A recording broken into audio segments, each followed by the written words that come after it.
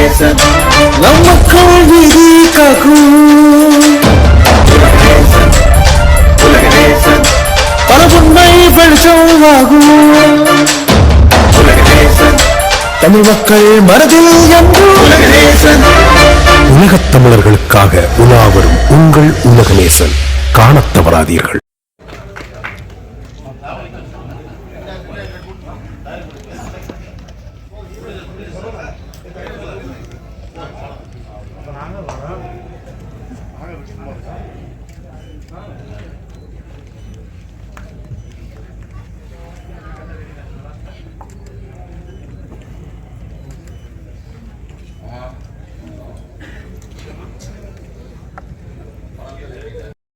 ரொம்ப தங்கமான ஒரு ஆள். காசு இருக்கிறவங்களாம் நல்லவன்லாம் சொல்ல முடியாது. காசு இருக்குங்கிறதுக்காக அவனை நல்லவன்லாம் சொல்ல முடியாது. காசு தான் எல்லார்கிட்டையும் இருக்கு. காசு வச்சுருக்கவங்களாம் நல்லவன் கிடையாது இல்லை. ஆனால் இவன்கிட்ட காசு இருக்குது. ஆனால் அந்த காசு அவன் ஈஸியாலாம் சம்பாதிக்கலை. அவன் ரொம்ப கஷ்டப்பட்டு தான் இந்த இடத்த போய் பிடிச்சிருக்கிறான். கவிஞர் தம்பி சினேகன் சொன்னது மாதிரி அவன் வந்து அந்த ஊரில் போய் நியூசிலாந்தில் போயிட்டு பார்லிமெண்ட் மெம்பர் ஆஃப் பார்லிமெண்ட் எலெக்ஷனில் தேர்ந்தெடுக்கிறான் ஒரு இந்தியனை. அதுவும் நம்ம ஆந்திராவுக்கு பக்கத்தில் இங்கே இருக்கிற நம்ம தமிழ்நாட்டுக்கு பக்கத்தில் இருக்கிறவனை தேர்ந்தெடுக்கிறாங்கிறதே அது நமக்கு ஒரு பெரிய வெற்றி தானே. ஸோ அதனால் அந்த இடத்துக்கு வர்றதுக்கு தம்பி ரொம்ப உழைச்சி தான் இந்த இடத்துக்கு வந்திருக்கான். ஆனால் வந்து ரொம்ப ரொம்ப ஒரு அப்பழுக்கற்ற ஒரு தாய்ப்பால் மாதிரி அவன். அவ்வளோதான், இதுக்கு மேலே அவனை பற்றி நம்ம சொல்ல வேண்டியது கிடையாது. அவன் ஒரு தாய்ப்பால் மாதிரி அவனுடைய குணம் எல்லாமே. அதனால் அப்படி ஒரு நல்லவன், ஒரு நல்ல படத்தை, ஒரு நல்ல உழைப்பாளியை, ஒரு ரொம்ப திறமையான பையன். அவன் எல்லாமே அவனே ஒத்துக்கிட்டான். ஷார்ட் டெம்பரு அது இதுன்னு சொல்லிட்டான். அது எல்லாமே பிடிவாதம் என்ன கிரியேட்டர்ஸுக்கு இருக்கிறதானே. தான் நினைக்கிறத வந்து அவங்க கிடைக்கணும்னு நினைப்பாங்க. இப்போ என்னை பொறுத்த வரைக்கும் நான் நிறைய படம் நடிச்சிருக்கிறேன். சில படங்கள் எனக்கு பிடிக்கும், சில கதாபாத்திரங்கள் பிடிக்கும். 24 வருஷமாக இருக்கேன். நந்தாவில் லொடுக்கு பாண்டியன் நடித்ததுலேருந்து இன்னொரு வரைக்கும் ஒரு 24 வருஷம் நடிச்சுக்கிட்டு இருக்கேன். இடையில கொஞ்சம் ஒரு 6-7 வருஷம் நடிக்காமல் போயிட்டேன். ஆனால் இது வரைக்கும் நான் யார் ஆஃபீஸில் போயிட்டு எனக்கு நடிக்கிறதுக்கெல்லாம் வாய்ப்பெல்லாம் நான் கேட்டதே கிடையாது. ஏன்னா எப்போ நம்ம அந்த வேலையை செஞ்சிட்டோம்னா அதுக்கப்புறம் நம்ம நடிக்கவே முடியாது. நம்மளை யாரும் கூப்பிட மாட்டாங்க. சினிமாவில் மட்டும்தான் நடக்கும். நம்ம ஒரு காமெடியனாக இருப்போம், இல்லை ஒரு கேரக்டர் ஆர்டிஸ்டாக இருப்போம். நம்ம கூட உட்காந்து சரக்கு போட்டுக்கிட்டு இன்னொரு ஆர்டிஸ்ட்டுக்கிட்டே கேட்பாங்க டேட். நம்ம பக்கத்தில் உட்காந்துருப்போம். ரொம்ப வலிக்கும் அது. ஆனால் அதெல்லாம் நான் பார்த்துருக்கிறேன், நிறைய பார்த்துருக்கிறேன். அதெல்லாம் தேனப்பனே பண்ணுவான். என்ன அதில் என்ன இருக்குது? ஏன்னா தேனப்பனை வந்து இன்னைக்கு நேற்று எனக்கு அண்ணன் தான் அவர். இருந்தாலும் நாங்கள் கொஞ்சம் ரொம்ப நெருக்கம் 2 பேரும். ஏன்னா அதான் தயாரிப்பாளரே கொடுக்குறேன்னு சொன்னால் கூட இந்த ஆளுக்கு எடுத்து விட்டுருவான். தயாரிப்பாளர் சரிப்பா நல்லா, அதாவது நான் சொல்கிறது ரொம்ப வருஷத்துக்கு முன்னாடி உங்களுக்கு தெரியும். நான் பாடகராக இருந்து ஒரு கானா பாடகர் அப்படிலாம் இருந்து தான் நான் கிராமிய பாடகராக இருந்து தான் வந்தேன். கே. சுரேகுமார் சார் ஒரு படம் நாட்டாமன்னு ஒரு படம் எடுத்தாங்க, உங்களுக்கெல்லாம் நான் வரும். அதில் நாட்டாமல் பாதம் பட்டா நல்ல வெள்ளாமல் விளையும்படின்னு ஒரு பாட்டு இருக்குல்ல, அந்த பாட்டு நான் தான் பாடினேன். சிற்பி சார் மியூசிக்கில் நான் தான் பாடினேன். அதுக்கு வந்து எனக்கு பாட வச்சுட்டு திருப்பி அவங்க கொஞ்சம் ஏதோ ஒரு இது கமர்ஷியல் ஏதோ ஒன்று சொல்லிட்டு அனுப்பிச்சிட்டாங்க. ஆனால் அந்த காசு பேட்டா கொடுக்குறது 100 ரூபாய் 150 ரூபாய் என்ன 200 ரூபா கொடுக்குறாரு. இவர் தான் அதுக்கு மேனேஜர். நான் அந்த பாட்டு பாடல, நானும் வந்து உங்கள்கிட்ட வாய்ப்பு கேட்டேன். நீங்கள் தானே என்ன கூப்பிட்டீங்க, என் வாய்ஸ் நல்லா இருக்குன்னு.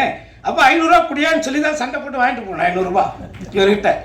ஸோ அதனால் இந்த சினிமா உலகம்ங்கிறது இப்படித்தான். இங்கே வந்து அவ்வளோ ஈஸியாக யாருடைய திறமையை யாரும் இது பண்ணிக்கிறது இல்லை. என்னை பொறுத்தவரை என்னென்னா, ஒன்று வாய்ப்புகள் வரலைன்னா வாய்ப்புகளை உருவாக்கிக்கணும். நான் உருவாக்க தெரிஞ்சவன். ஏன்னா நான் என்ன அப்படித்தான் உருவாக்கிட்டேன். ஏன்னா இந்த விழாவில் இருக்கக்கூடிய இசையமைப்பாளர் ரகு இருக்கார்ல, நாங்கள் ரொம்ப க்ளோஸ் நண்பர்கள். ஒரே இடத்துல ஒரு வித்து போன இந்த இங்கிட்டு தான் வடப்பள்ளியில் அந்த பாளையக்காரத்தில் அந்த ஏரியா, அதான் உனக்கும் தெரியுமே. இங்கே நிறைய பேர் என் கூட ட்ராவல் ஆனவங்க நிறைய பேர் இருக்காங்க. வேறு முகத்தில் வேறு அடையாளத்தில் உட்காந்துருப்பாங்க. சில பேர் ஏதோ ஒரு கோவத்தில் கூட இருப்பாங்க. சாப்பிட்ட இடத்துல கொஞ்சம் கம்மியாக போட்டிருப்போம். ஏதோ ஒன்று நடந்திருக்கும், எதுவுமே இல்லாமல்லாம் இங்கே இல்லை. பெரிய ட்ராவலிங் இருக்குது. 21 வருஷத்தில் ஒரு பத்திரிகையில் நல்லா என்ன எழுதலைங்கிறதுக்கெல்லாம் நான் சண்டையெல்லாம் போட்டிருக்கிறேன். வீட்டுக்கெல்லாம் போயிருக்கிறேன். ஏன் அவ்வளோ உழைச்சிருக்க அந்த படத்தில் சும்மா இவரும் மற்றும் பலரும் இருக்கிறாருன்னு என் பேர் எழுதுறியா? ஸோ அந்த மாதிரி. அதனால் இதை எதுக்காக சொல்ல வரேன்னா, மைக்கேல் வந்து இந்த கதை வந்து இப்படி தான் வரணும் அப்படிங்கிறத ரொம்ப ஆழமாக நம்பி அதுக்கான கேமராமேன் அந்த தம்பி கூட இருக்கிற எல்லாருமே ரொம்ப கடினமாக உழைச்சிருக்காங்க. குறிப்பாக விமலை வந்து இந்த படத்தில் கொஞ்சம் வித்தியாசமாக நீங்கள் பார்ப்பீங்க எல்லாருமே, தமிழக ஆடியன்ஸ் எல்லாருமே. அது வந்து இயக்குனருடைய ஒரு பார்வை தான். அதுக்கு வந்து அவர் அடாப்ட் பண்ணிக்கிட்டார். அவர் வந்து அவர் சொல்கிற மாதிரி அது விமல் கூட இதான் முதல் படம். இன்னொன்று எனக்கு ஒரு சின்ன அது சினிமாவில் அதை அது எப்படி வேணாலும் எடுத்துக்குவாங்க, பரவாயில்ல, நமக்கு தோன்றதை சொல்லிடுவோம். எனக்கு சினிமாவில் இது வரைக்கும் நான் நடித்ததில் மூணு எந்த ஹீரோ கூட நடித்தாலும் அந்த படம் ஏதோ ஒரு கவனிக்கக்கூடிய படமாக வரும். இது வரைக்கும் நடந்திருக்கு. எந்த படத்தை வேணாலும் எடுத்துக்காங்க. நான் கடைசியாக நடித்த ஜிவி பிரகாஷ் கூட நடித்த படத்துலேருந்து அதர்வா கூட நடித்த படம், யாரு கூட நான் மூணு நடிக்கிறேனோ அது வில்லனில் அஜித் சார் கூட நடித்ததாக இருக்கட்டும், விஜய் கூட திருமலையில் நடித்ததாக இருக்கட்டும், இப்படி எந்த நடிகர்கள் கூட நான் மூணு போய் ஒர்க் பண்ணேன்னா அது எனக்கும் அந்த ப்ராஜெக்ட்டுக்கு ஒரு ஹெல்த்தியாக தான் அமைஞ்சிருக்கு இது வரைக்கும். இந்த படத்தில் நான் எதுக்கு இதை சொல்ல வந்தேன்னா, நான் எந்த அலுவலகத்துக்கும் போயெல்லாம் எனக்கு வாய்ப்பு கொடுங்க நான் கேட்டதே கிடையாது. ஆனால் ஒரு கதை கேட்டுட்டு அந்த கேரக்டர் நான் நடிப்பேன்னு நான் அதுக்குள்ளே நிறையா யோசித்து ஆசைப்பட்டுட்டு அந்த கதையை என் பையன்கிட்டையும் சொல்லி என் ஒய்ஃப்கிட்டையும் சொல்லி சூப்பரான ஒரு கேரக்டர் கிரேஸ் அது கிடச்சிதுன்னா, ஒரு நடிகனா நம்ம செத்ததுக்கு அப்புறம் ஒரு 4 படம் காட்டுவாங்கல்ல, அதில் ஒரு படமாக இது இருக்கும் கிரேஸ் அப்படின்னு நான் என் ஒய்ஃப்கிட்டே என் பையன்கிட்டே நான் சொன்னேன். ஆனால் திடீர்னு பார்த்தா அதில் நான் இல்லை, திடீர்னு இல்லைன்ட்டாங்க. ஒரு 1.5 வருஷம் ட்ராவல் பண்ணிட்டேன் நான். அந்த இதில் அந்த கொரோனாவில் அடிபட்டவன் தானே நானும். திண்டுக்கல்ல ஹோட்டல் ஆரம்பித்து அதில் 2 கோடி ரூபா போச்சு அந்த கொரோனா டயத்தில் தான். கொரோனாவில் இவன் மட்டும் பாதிக்கப்படலை, எல்லாருமே பாதிக்கப்பட்டான், உலகமே பாதிக்கப்பட்டுச்சு. ஆனால் அதில் எனக்கு ஒரு நல்ல நடந்துச்சு. அந்த கொரோனா டயத்தில் தான் இன்றைக்கி சிவகங்கையில் இருக்கிற தோட்டத்தை நான் உருவாக்கினேன். அங்கே தான் உட்காந்து அந்த கதையை தம்பிக்கிட்ட கேட்டேன். ஸோ அப்போது அந்த கதை திடீர்னு பார்த்தீங்கன்னா வேற ஒரு கம்பெனி, வேற ஒரு நடிகர் அப்படின்னு போயிடுச்சு.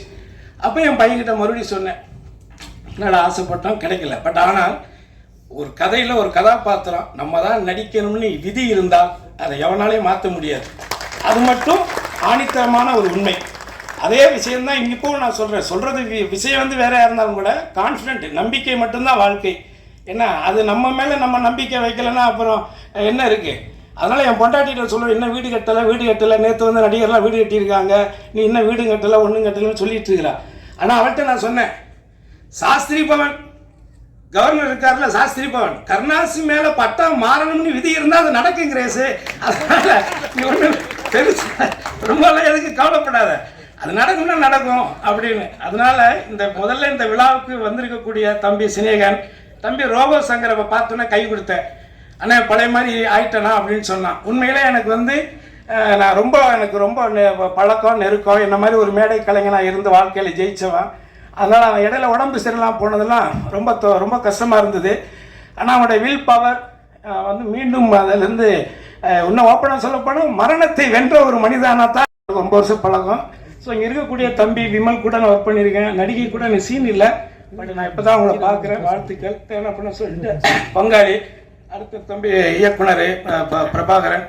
அதே மாதிரி உங்கள் படம் நான் இன்னும் பார்க்கல, நான் நிறையா சொன்னாங்க, கடவுள் சத்தியம் நான் பார்க்கல, நான் பார்த்துட்டு உங்களை மீட் பண்ணுறேன். ஸோ எனிவே ரொம்ப நேரம் ஆயிடுச்சு.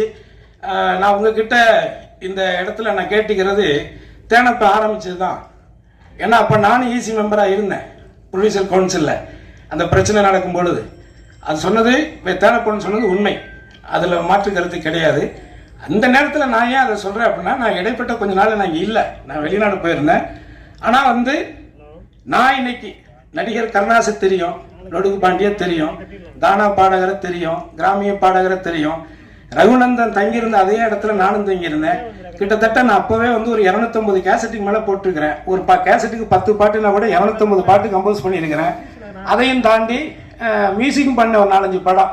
ஆனால் என் சக நண்பராக ஒரு துறையை தேர்ந்தெடுத்து நல்ல நல்ல படங்களாக சொன்னது மாதிரி சினேகன் சார் சொன்ன மாதிரி அந்த மெலடி பாடல் ராஜா சாருக்கு பிறகு அது ரொம்ப ஈர்ப்பாக, அது நம்மள மாதிரி கிராமத்து மக்களை இளைஞர்களை ஒரு தட்டி எழுப்பக்கூடிய ஒரு நுட்பமான ஒரு இசையமைப்பாளராக இன்னைக்கு என்னுடைய நண்பன் இருக்கக்கூடிய அதே மேடையில் அவர் இசையமைச்சிருக்கக்கூடிய அந்த படத்தில் நானும் ஒரு நல்ல கதாபாத்திரம் பண்ணியிருக்கோங்கிறது ஆல்மோஸ்ட் ஒரு 30 இயர்ஸ் 30 வருஷமாக ஒரே சும்மா ஒரு ஹார்மோனியத்தை வச்சுட்டு அவரும் வாசித்து நானும் கொட்டியை வச்சு வாசித்த காலங்களும் இருக்குது.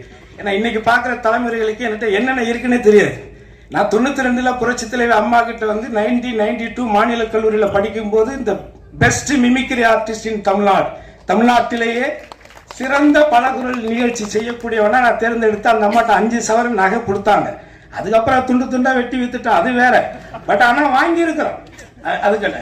அதே மாதிரி சென்னாரெட்டி, பீஸ்மன் நாராயண் சிங், அலெக்சாண்டர், இந்த கவர்னர்கள் அவங்களுக்கு ஞாபகம் இருக்கும். அவங்க கிட்டலாம் நான் அவார்டு வாங்கியிருக்கிறேன். ஏன்னா பல திறமைகளை இங்கே இந்த இடத்துக்கு சும்மாலாம் இங்கே உட்காரல, ஓசியிலலாம் நம்ம இந்த இடத்துக்கு வரல. அடுத்து ஒரு ஏஜுக்கு மேலேயும் உழைச்சிக்கிட்டே இருக்க முடியாதுல்ல. அதனால நாம் உண்மையாக இருந்தால் எந்த ஒரு வேலையிலையுமே நம்ம உண்மையாக இருந்தால் அந்த உண்மைக்கான ஊழியம் நிச்சயமாக கிடைக்கும். அதை யாராலும் தடுக்க முடியாது. ஆக இந்த படத்துக்காக உண்மையாக உழைச்சிருக்கக்கூடிய என்னுடைய தம்பி சிவா, அதே மாதிரி சுந்தர், அவன் ஆஸ்திரேலியாவில் இருக்கான், அவன் இங்கே இருந்தாலும் அவனும் ஒரு அற்புதமான ஒரு பையன். நாங்கள் எல்லாருமே ஃப்ரெண்ட்ஸ். இப்போ இந்த கோவில் இருக்கான், என் தம்பி தான், மூத்தவன் தாம இன்னைக்கு திருநெல்வேலி போயிருக்கான். ஸோ நாங்கள் எல்லாரும் தான் இந்த படம் இங்கே இருக்கக்கூடிய, அவர் எப்படி இயக்குனருடைய நண்பர்கள் எல்லாரும் சொல்கிறாங்களோ, அவரை விட எனக்கு இங்கே இருக்கிறவங்களும் நண்பர்கள், இங்கே இருக்கக்கூடிய நீங்களே எனக்கு நண்பர்கள். ஏன்னா என்னக்கிட்ட எந்த ஒளியும் முறையும் கிடையாதுங்கிறது உங்களுக்கு தெரியும். சில பேர் ஏதோ கதை சொல்லிக்கிட்டு இருக்கிறாங்க, அந்த கதைக்கு ஒரு முடிவுரை இருக்கு. அதையும் யாரும் இங்கே அவளை ஈஸியெல்லாம் விட்டுட்டுலாம் போக மாட்டான். நான் ஒரு 30-40 வருஷம் உழைச்சி கஷ்டப்பட்டு நான் வந்து உண்டி எந்திரிச்சு வந்து உட்காந்துருவேன். எவனோ ஒருத்தர் ரூமுக்குள்ள ஒரு கேமரா வச்சுக்கிட்டு என்ன வேணாலும் பேசுவான்னா அதெல்லாம் வேடிக்கை பார்த்துட்டு போற பேப்பையெல்லாம் நான் கிடையாது. அதையும் நீங்க மனசுல வச்சுக்கோங்க. யாரா இருந்தாலும் சரி, அவங்களுக்கு புரிய வேண்டியவங்களுக்கு புரியும். அதனால எதுக்கு இங்க வந்து நம்ம வந்து அவனுடைய உழைப்பை வந்து உன்னுடைய வயிற்ற பழைக்கிறதுக்காக இன்னொருத்தருடைய உழைப்பை நீ சுரண்டி சாப்பிட நினைக்கிறத விட ஒரு கேவலம் எதுவுமே கிடையாது. இது யார் ஒருத்தரும் செய்யறவங்கள நான் சொல்றேன், யார் இந்த தவறை செய்யறாங்களோ அவங்களுக்கு அது புரிஞ்சா போதும். ஆக இந்த 24 வருஷத்துல இந்த தமிழ் சினிமாவில் ஒரு பாடகராக இருந்த காலத்திலிருந்து ஆனந்த விகடன் பத்திரிகை உங்களுக்கு தெரியும். அந்த பத்திரிகையில நான் ஒரு பாப்பிசை பாடகனா இருக்கும் பொழுது ஆகஸ்ட் 15 அன்னைக்கு அட்டை படத்துல என் படத்தை போட்டாங்க. சும்மா இந்த இடத்துக்கு நான் வரல, அதுக்காக சொல்றேன். அதனால இங்க இருக்கக்கூடிய எல்லாருமே திறமையானவர்கள். இந்த திறமையாளர்கள் அத்தனை பேரும் சேர்ந்து ஒரு நல்ல படைப்பை வந்து உருவாக்கி இருக்காங்க. அதை உங்களுடைய பார்வைக்கு விரைவில் கொண்டுட்டு வருவாங்க. நீங்கள் பார்த்து உங்களுடைய கருத்துக்களை ஆணித்தரமாக இந்த உலகுக்கு உரைத்து மக்களை இந்த படத்தை பார்க்க திரும்பி பார்க்க வைக்க வேண்டிய வேலையை நீங்கள் செய்வீர்களே. ஆனால் மேலும் பல மைக்கேல்கள் உருவாகுவார்கள், மேலும் பல படங்களை சிவா எடுப்பான் என்பதை உறுதி கூறி உங்களை அத்தனை பேரையும் சந்தித்ததிலே பெருமை அடைந்து வாய்ப்புக்கு நன்றி கூறி விடைபெறுகிறேன். நன்றி, வணக்கம். நன்றி.